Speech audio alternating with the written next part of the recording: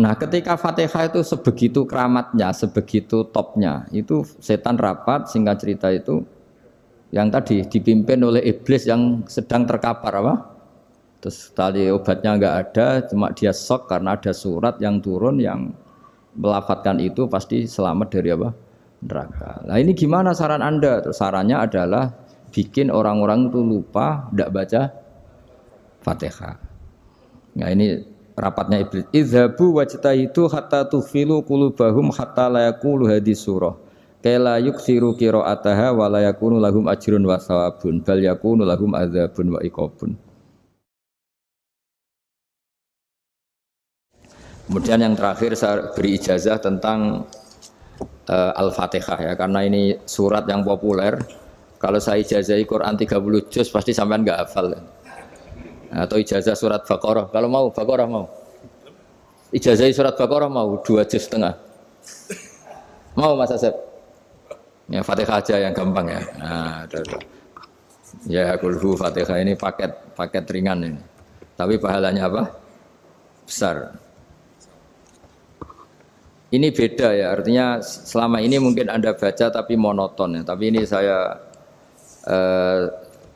bacakan teks aslinya tentang istilahnya itu mazaya itu kelebihannya Fatihah. Saya baca Arabnya dulu, nanti ini terakhir ijazah tadi kan saran-saran umum tentang sosial.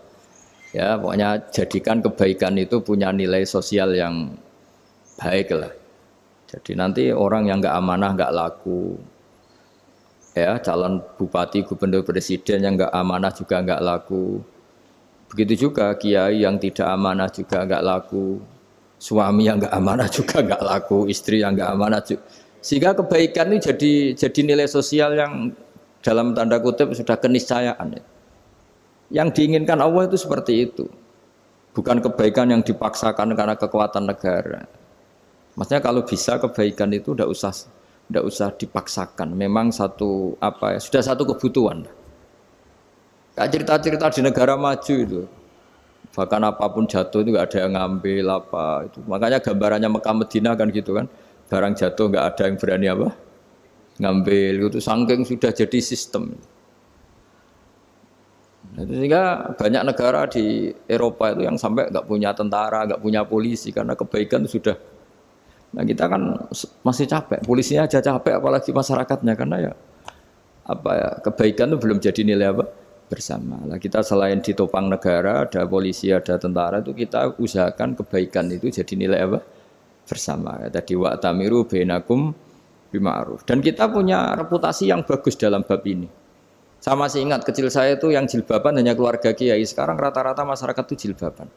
Dulu yang sekolah SMP, SMA itu jilbaban kadang dulu malah dilarang ya, harus sama seperti itu seragamnya. Sekarang sudah boleh. Dan nyaman. Lama-lama yang dapat simpatik ya yang pakai pakaian model tertutup seperti itu. Lama-lama gamane cara wong golek mantu ya golek yang seperti itu daripada yang blodor. Lama-lama jadi nilai bersama. Ya ingin saya seperti itulah. Di terminal juga sama. Orang mau makan cari warung yang kelihatan ada ayat kursinya, pakai jilbab, atau paling enggak dia enggak mungkin lah nyuguhkan yang tiren atau yang haram. Akan ada garansi sosial, ada apa? Ada garansi apa? Sosial dengan penampilan yang soleh itu kan, masa iya nyuguhkan oplosan babi gitu misalnya itu. Jadi nilai sosial itu harus harus benar-benar jadi nilai sehingga negara biar enggak capek-capek itu.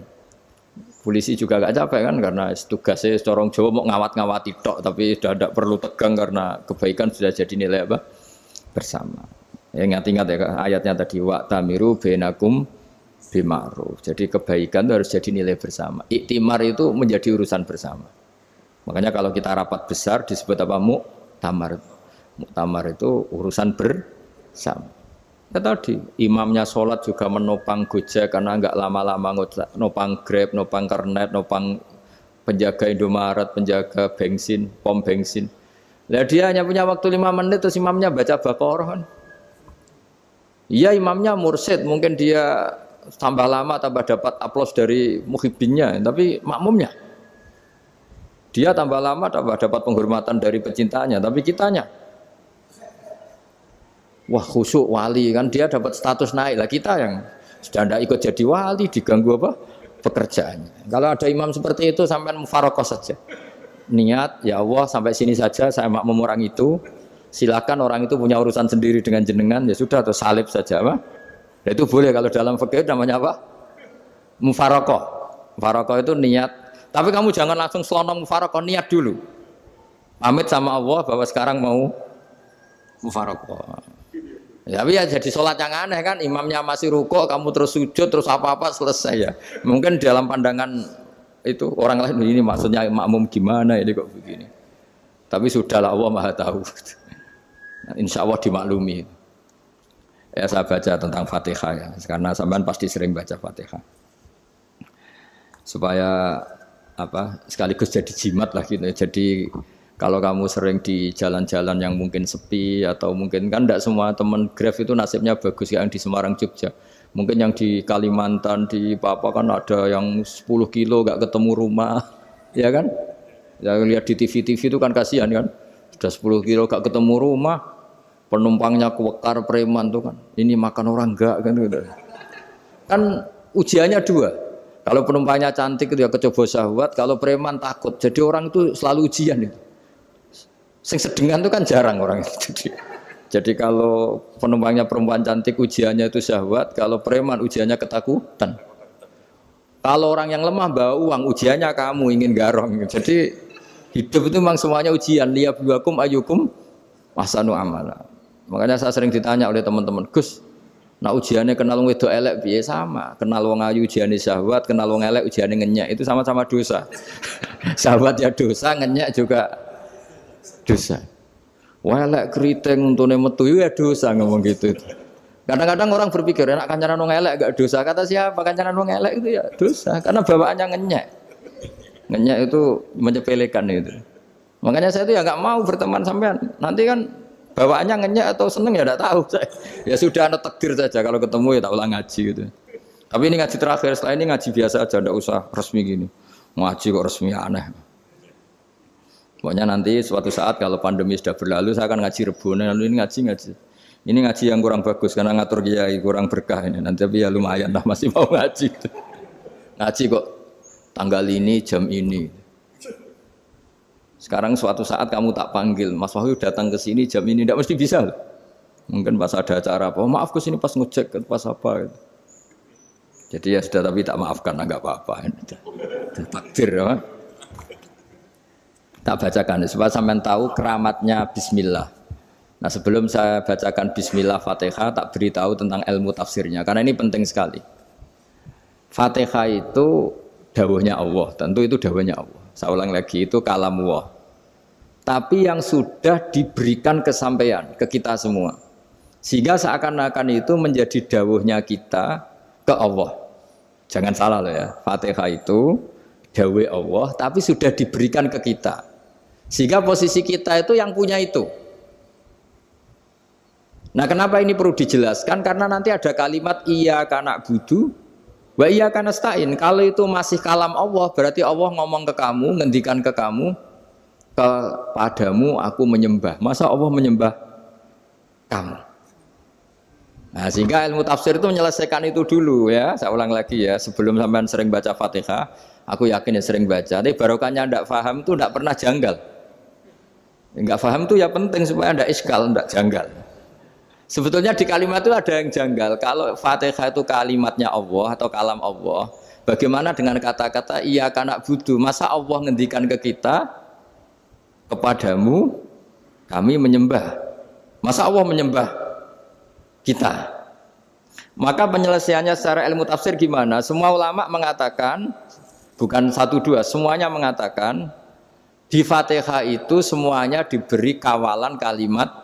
Saya ulang lagi ya, di Fatihah itu semuanya diberi awalan kalimat qulu, katakan wahai hambaku begini. Ya, katakan wahai hambaku begini.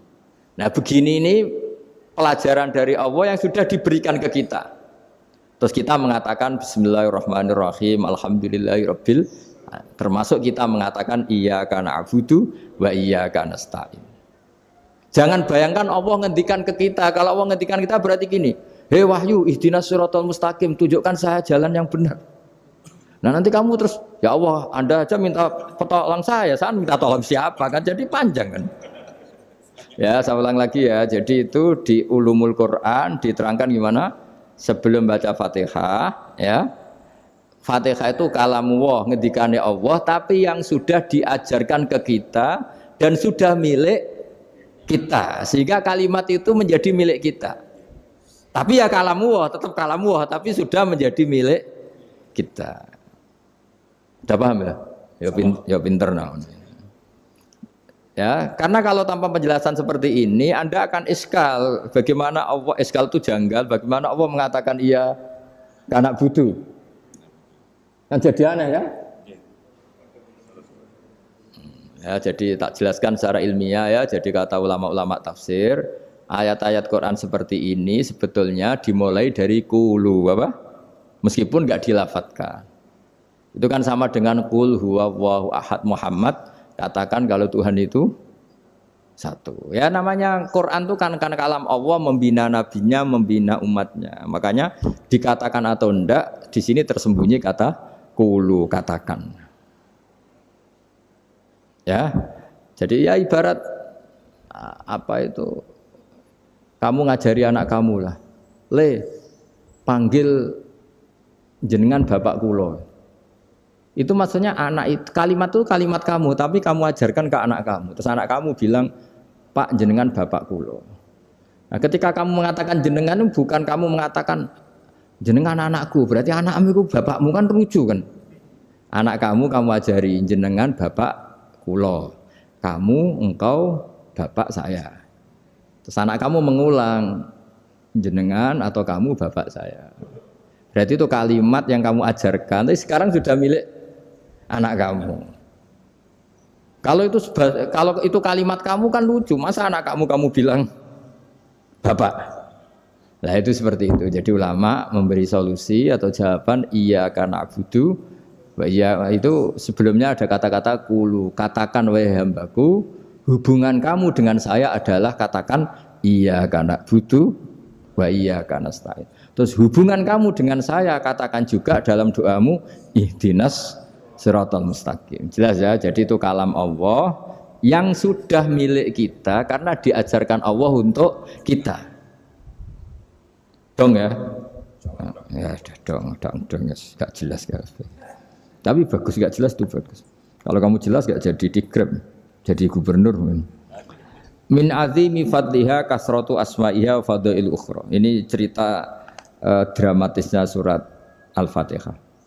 Qala Abu Hurairah radhiyallahu anhu inna iblisa ranna khina unsitat Al-Fatihah. Jadi iblis itu begitu kesakitan. Ini kitab Abu Abul Farad karangannya Sayyid Muhammad Alawi, juga kutipan dari beberapa kitab. Yang jelas beliau sendiri juga ngutip dari beberapa riwayat di beberapa hadis. Halaman 1, 2, 3. Ketika Fatihah turun itu iblis kesakitan. Kayak orang sakit gigi lah, tersiksa sisanya karena turunnya surat apa? Al-Fatihah. Artinya kalau Anda baca Fatihah dijiwai, maka Anda melemahkan setan, melemahkan iblis. Wa qala Mujahid, khina unzilat Fatihatul kitab ronna fastama indahu asyayatin. Jadi ketika Fatihah itu turun, iblis itu terkapar lah kira-kira. Sampai dijenguk banyak setan. Jadi kemana di ICU lah kira-kira gitu kalau sekarang itu. Entah Covid entah enggak tahu. Pokoknya di ICU sampai dijenguk banyak setan. Enggak tahu bawa apa enggak tahu. Pokoknya dijenguk banyak setan. Nah yang nyangoni karena ini apa? Ketuanya apa? Pingsan, sakit. Jadi iblis itu sakit sampai dijenguk anak buahnya setan-setan. Ya semoga kalian semua tidak kenal setan. Kalau kenal berarti teman apa? Wa qalu misla dzalik wa qala lahum laisa mimma taquluna syai'un walakin unzilat suratun laisa ajru qailiha illa an harrama alaihi nar jahannam. Saya ini bukan sakit fisik kata iblis. Kamu tidak usah jenguk saya, datangkan dokter terbaik, tidak usah. Saya ini tidak sakit fisik. Saya ini sakit karena ada surat yang diturunkan, yang pahala yang melafadzkan surat itu pasti selamat dari neraka. Padahal misi terbesar saya ini supaya manusia masuk neraka. Sekarang punya tamengnya. Wah pusing kan? Ya seperti orang lah goda sampean ternyata sampean setia itu kan pusing. Nah ternyata tidak setia, itu yang akhirnya ribet kan itu. Jadi iblis itu cita-cita terbesarnya kan semua orang itu masuk neraka. Nah sekarang turun satu surat yang gara-gara surat itu siapapun yang baca dijamin selamat dari neraka. Jadi walakin unzilat suratun laisa ajru qailiha illa an harramallahu alaihi nar jahannam. Karena jadi dia shock lah kalau orang di Jawa itu bilang shock. Aduh sial nasib saya ini umat nggak bisa saya goda lagi karena punya tamengnya tadi punya. Qad tolakaidukum wa makrukum. Rekayasa kalian sekarang itu tidak ada gunanya semua. Nah, ini alhamdulillah di Indonesia kelihatan kan banyak yang miskin, banyak yang susah. Tapi selagi mereka masih sholat, itu keinginan mencari halal itu masih tinggi. Kayak apa kita di tengah kota, jauh dari anak istri, jauh dari tetangga. Biasanya kalau orang jauh dari anak istri, tetangga kan sakar PDW. Tapi yang soleh masih banyak, sudah jauh dari keluarga tetap lurus. Loh kalau yang dekat lurus kan wajar, konangan wong akeh gitu. Ini sudah jauh masih lurus. Nah ini nggak lepas dari barokahnya surat apa? Surat Fatihah tadi. Jadi karena ada surat yang menjamin pelafalnya atau qailiha terbebas dari api neraka. Wa qalat as-sayatinu lahu is ayyusai'in ta'muruna ya maulana. Faqala lahum idhabu wajtahidu hatta tukhfilu qulubahum hatta la yaqulu hadhihi surah. Lalu kita gimana? Jari para setan gitu. Lalu kita gimana? Terus kata iblis, sudah bikin mereka lupa sehingga tidak baca lagi. Selagi masih baca kita pasti keok. Jadi kalau sampean sudah jarang baca Fatihah itu berarti sudah bagian dari kemenangan apa? Iblis. Jadi kalau sampean sudah jarang baca Fatihah itu berarti bagian dari kekalahan Anda, kemenangan iblis. Masih sering baca? Berapa kali? 5 kali sholat. Terus apa lagi? Kalau ngajarin anak-anak juga saya doa juga. Kok 5 kali tok itu? Berarti pas sholat fardu tok itu. Enggak 5 kali itu mendingan itu 17. Kamu itu ngitungnya jangan 5 ini. 5 waktu saja. 5 waktu itu berarti lumayan kan? Berapa? 17 ya? Iya. 17 ya? Ya. 17 tapi kalau makmum tuh sering separuh kan, apalagi makmum tarawih. Ya kan? Makmum tarawih itu bacanya Fatihah ada yang sempurna enggak ya? Ya enggak lah. Baru alhamdulillahirabbil alamin imam ruku ikut ruku gitu. Makmum kan yang tarawih lah Mas. Kalau tarawih jarang sempurna ya. Fatihahnya itu. Kan imam sudah ruku. Kamu bacanya Fatihah sampai mana? Baru setengah ya. Ya paling pas tarawih aja kan enggak sempurna ya. Apalagi kalau imamnya sing kilat tuh waduh malah. Nah, ketika Fatihah itu sebegitu keramatnya, sebegitu topnya, itu setan rapat singkat cerita itu yang tadi dipimpin oleh iblis yang sedang terkapar apa? Terus tali obatnya enggak ada, cuma dia shock karena ada surat yang turun yang melafatkan itu pasti selamat dari apa? Neraka. Nah ini gimana saran Anda? Terus sarannya adalah bikin orang-orang itu lupa, tidak baca Fatihah. Nah ini rapatnya iblis. Idzabu wajtahidu hatta tughfilu qulubahum hatta la yaqulu hadhihi surah. Kala yuksiru qira'ataha wa la yakunu lahum ajrun wa thawabun bal yakunu lahum adzabun wa iqabun.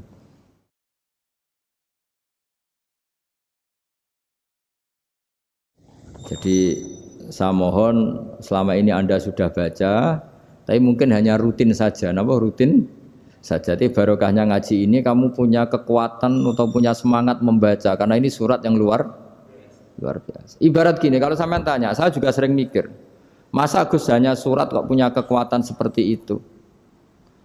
Di dunia ini kata Allah, mulai Nabi Adam sampai kiamat, nggak ada yang bisa menandingi kekuatan kalimah. Kalimah itu kata-kata, nggak ada yang bisa menandingi kata-kata. Misalnya Anda nge-grab, berangkat istri cuek, berangkat cuek. Itu beda dengan ketika meskipun satu kalimat. Wes Pak, muga-muga dilindungi pangeran, mugi-mugi jenengan selamat. Itu menjadi teduh dan semangatnya luar biasa karena kayak mendapat support. Jadi kira-kira kalimat itu hubungannya kita dengan Allah, Fatihah itu seperti itu. Kamu melafadzkan satu kata-kata yang dibenarkan langit bumi, dibenarkan aras, dibenarkan malaikat, dibenarkan semua penghuni di dunia ini. Sehingga tuh efeknya luar biasa. Itu seperti gini ya, kamu cerai sama istri, terus nikah lagi katut babon.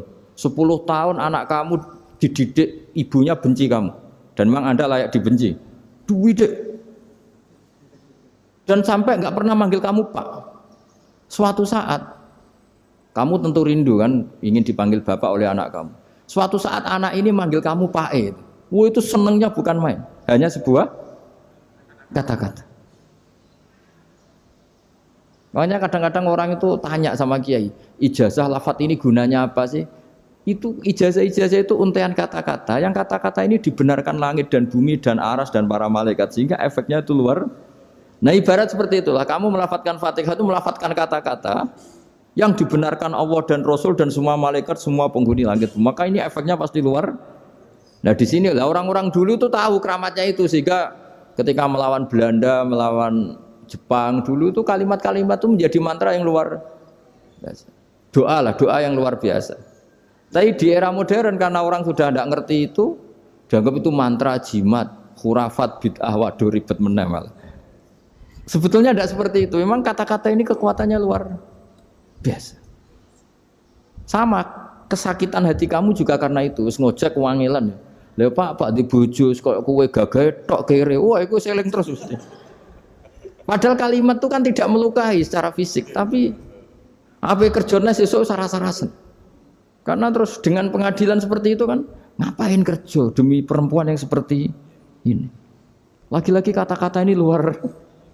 Nah bayangkan kalau kata-kata itu adalah kalimat yang diajarkan Allah lewat Rasulnya, lewat malaikat Jibril. Kayak apa kekuatannya? Nah kira-kira Fatihah itu gitu. Kalimat yang baik, kalimatan thayyibah diajarkan oleh Allah dan Rasul, kayak apa kira-kira kekuatannya? Pasti luar biasa. Wong support yang dikatakan istri kita, anak kita aja luar biasa, apalagi ini support yang diajarkan Allah dan Rasul.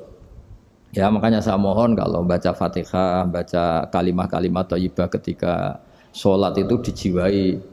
Ya misalnya Rabbana lakal hamdu mil'us samawati wa mil'ul ardi wa mil'u ma syi'ta min syai'im. Engkau zat yang layak dipuji dan pujian ini memenuhi langit dan bumi. Karena kita tahu nggak ada sejengkal di alam raya ini kecuali di situ ada rahmat Allah. Misalnya kamu bisa lewat sampai rumah saya, kamu mungkin anggap biasa saja. Coba kalau ngalami likuifaksi, tahu-tahu bumi ini ambles, bisa ngelewati yang likuifaksi itu luar.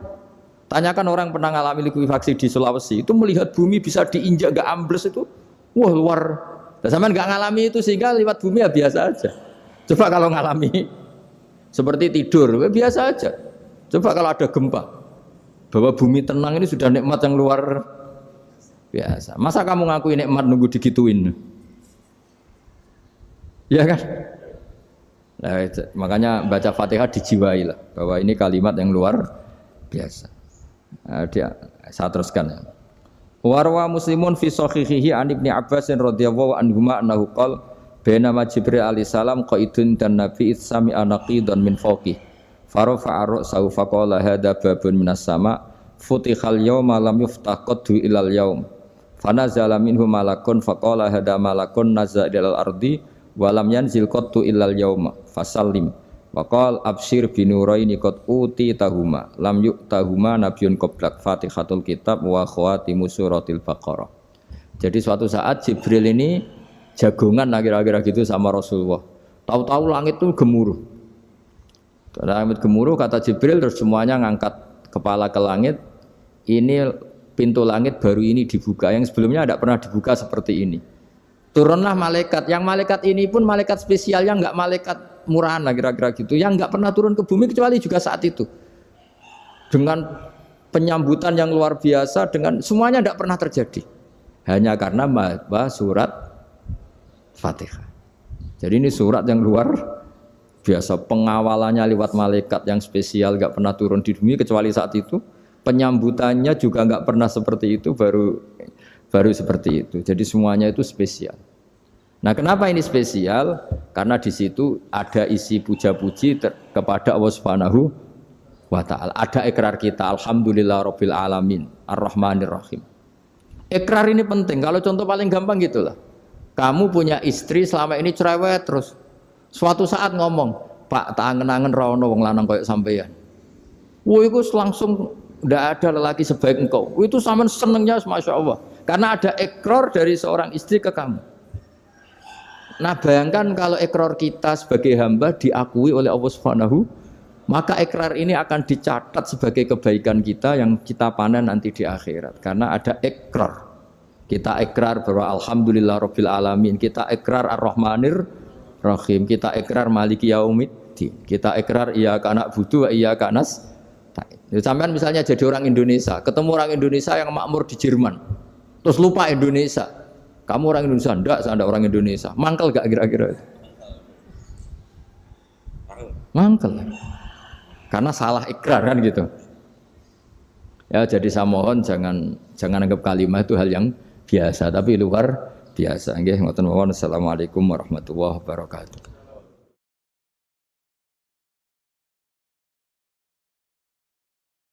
Saya berkali-kali kampanye di mana-mana lah, kampanye dan menganjurkan. Di antara catatan dalam Suhufi Ibrahim wa Musa kan ada kan di Quran itu yang dinamakan lampiran-lampiran wasiatnya Nabi Ibrahim dan Nabi apa? Musa. Itu di antara catatannya begini. Orang yang punya akal itu adalah orang yang bisa menikmati sesuatu yang baik. Misalnya gini, contoh gampang gini. Kamu punya anak pertama atau punya anak yang masih kecil, itu gendong tuh senangnya bukan main. Melihat anak sehat tuh senangnya bukan main. Mungkin saat itu banyak orang yang sedang maksiat dengan perempuan nakal atau dengan teman-teman nakalnya, yang nganggap seperti itu tidak nikmat. Tapi andekan ini ditimbang ya ditimbang. Yang maksiat betulan, misalnya paling ukuran bahagianya itu 70%. Tapi yang ini, yang nimang anak baru lahir atau masih kecil, corong Jawa ngeloni anak, bisa saja bahagianya itu sampai 100%. Artinya selama ini kesalahan kita adalah nganggap maksiat itu pasti menyenangkan dan taat itu tidak menyenangkan. Makanya saya berkali-kali fatwa, untuk melawan kenikmatan maksiat, orang harus terbiasa menikmati taat, menikmati kebaikan. Jangan kira kita nimang istri nikmat, nimang anak nikmat, ketemu teman yang lama tidak ketemu juga nikmat. Artinya kita akan melewati berjam-jam untuk jagungan sama teman, sama anak, sama istri. Dan itu harus kamu nikmati supaya mengganti tidak berkebutuhan nikmat yang lewat jalur maksiat. Jadi saya mohon sarana-sarana yang menyenangkan itu, yang taat itu kita maksimalkan. Makanya bapak saya itu sering pesen, kowe nak ngaji sing guyon, sing seneng. Nganti wong maksiat itu karena cari kesenangan. Coba kalau kesenangan itu sudah didapatkan saat taat, maka tidak butuh lagi kesenangan yang berbentuk maksiat. Makanya orang-orang wali dulu kalau sudah sholat itu gak bisa berhenti karena merasa nikmat. Makanya Nabi pernah ngendikan wa qurratu aini fi sholat, nyaman saya itu kalau sedang sholat.